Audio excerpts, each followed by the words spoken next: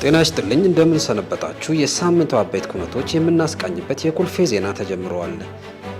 ባለፉት 7 ቀናት በክፍለ ከተማችን የተከናወኑ ማህበራዊ፣ ኢኮኖሚያዊና ልማታዊ ጉዳዮችን ይዘንላችሁ ቀርበናል። እስከ ፕሮግራማችን ፍጻሜ ድረስ አብራችሁን እንድትቆዩ በአክብሮት እየጋበዝኩ ወደ ዜናዎች አልፋለሁ። በኢትዮጵያ የምግብ ባህል ውስጥ ቀዳሚው ስፍራ የሚይዘው እንጀራ አሁን ላይ ከቤት ውስጥ ፍጆታ ባለፈ ለበርካታ ዜጎች የሥራ ዕድል እየፈጠረና የውጭ ምንዛሬ እያስገኘ ይገኛል።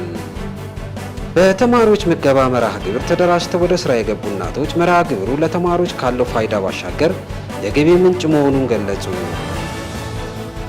ኮልፌ ቀራኒዮ ክፍለ ከተማ የአፈር አልባ ሃይድሮፖኒክስ የከተማ ግብርና ቴክኖሎጂን እየተተገበረ ነው።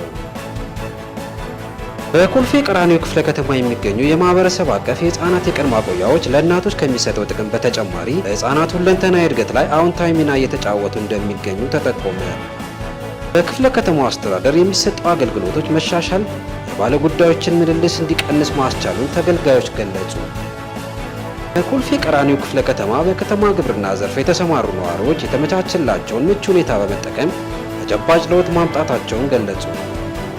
በኮልፌ ቀራኒዮ ክፍለ ከተማ አስተዳደር በሚገኙ የቅዳሜና የእሁድ ገበያ ማዕከላት የማህበረሰቡን ፍላጎት ታሳቢ ባደረገ መልኩ የግብርና የኢንዱስትሪ ምርቶች በተሻለ ጥራትና በተመጣጣኝ ዋጋ እየቀረቡ መሆኑን ተገለጸ። በክፍለ ከተማው የቀዳማዊ ልጅነት እድገት ፕሮግራም ከአረንጓዴ ልማት ስራዎች ጋር በማስተሳሰር ውጤታማ ተግባራትን እየተከናወነ ይገኛል።